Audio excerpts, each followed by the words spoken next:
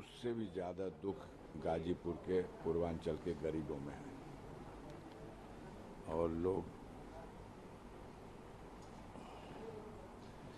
जिस तरह के घटनाक्रम में मुख्तार अंसारी को खत्म किया गया, रास्ते से हटाया गया,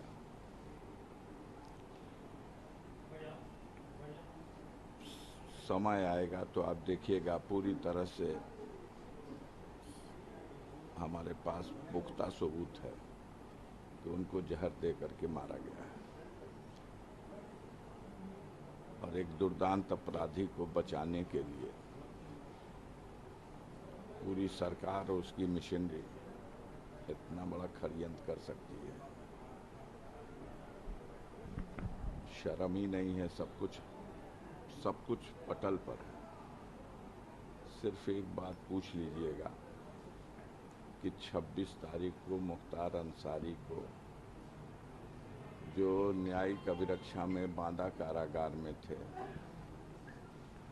उनको मेडिकल कॉलेज क्या भेजा था? कोई सैर करने की तो जगह थी नहीं। सुपरिटेंडेंट कहते हैं हमने 2 बजे उनको भेज दिया क्योंकि हमें डॉक्टरों ने सलाह दिया। 3 डॉक्टरों के पैनल ने कहा कि इनकी हालत सीरियस है, इन्हें मेडिकल कॉलेज भेजा जाए। मेडिकल कॉलेज में उनको 3 बजे 3:30 बजे वहाँ एडमिट किया गया। हम लोगों को एक टेलीग्राम पुलिस के माध्यम से रात में 3 बजे के बाद थाने से आके दिया गया, रेडियोग्राम है कि आप तत्काल मेडिकल कॉलेज बांदा पहुंचिए, मुख्तार अंसारी की हालत चिंताजनक है और उन्हें मेडिकल कॉलेज में सुपरिटेंडेंट जेल ने भर्ती कराया। हम लोग गए वहाँ, वो जेल में हॉस्पिटल में भर्ती थे। उनसे मिलने का बहुत मुश्किल के बाद 5 मिनट का मौका दिया गया और 5 मिनट की मुलाकात में पहली बात उन्होंने कही, पहले से भी मालूम था और उस दिन भी पहली बात यही कही कि भैया ये जहर जो हमको खिला दिए हैं सब, उसका असर इतना बढ़ता जा रहा है कि हम मूर्छित हो जा रहे हैं और मुझे बहुत बेचैनी है, मेरा पेट में इतनी गैस बन रही है और शरीर की शक्ति खत्म हो गई है, दर्द बहुत है। आज रात में मैं बहुत देर तक, हमें याद नहीं है, बेहोश हो गया था। ये लोग उसी अवस्था में मुझे हॉस्पिटल शिफ्ट कर दिए।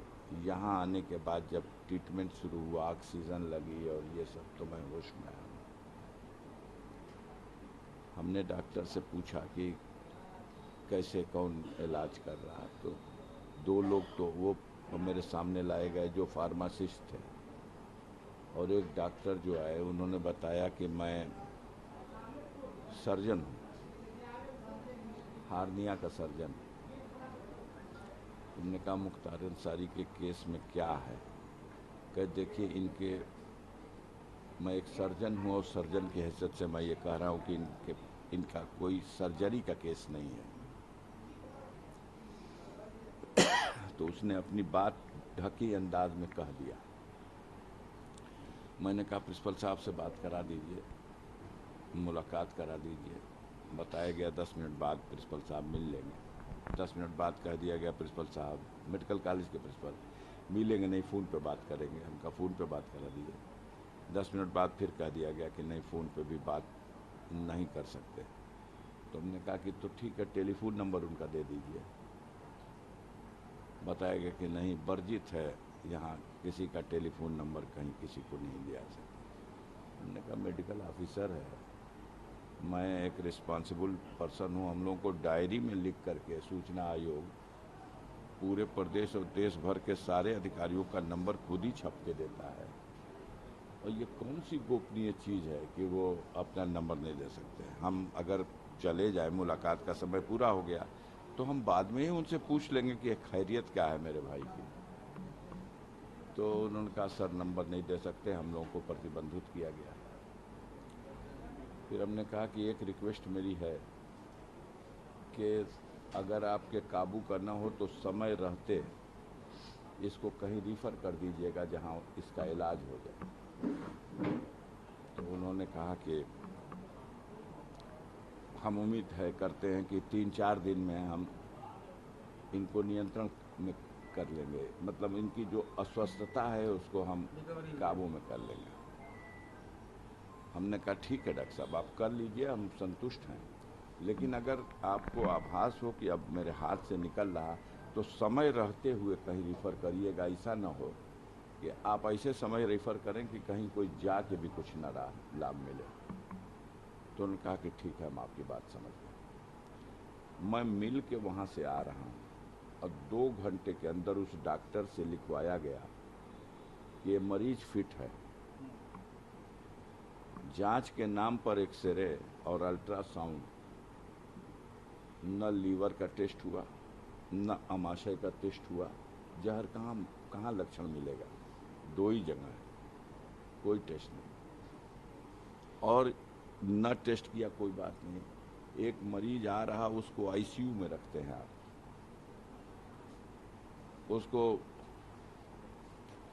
किसी उंगली में ऑक्सीजन लगा है, किसी में नाक में वो, और कहाँ उसी दिन 11 घंटे के बाद वो बिल्कुल फिट है और उसी जेल में वापस, और जेल में वापस गया है तो न वो अपने पलंग पर बैठ सकता था और न पैरों पे खड़ा हो सकता था। उसको व्हील चेयर में डाल के डंगरा के चढ़ा दिए सब भेज।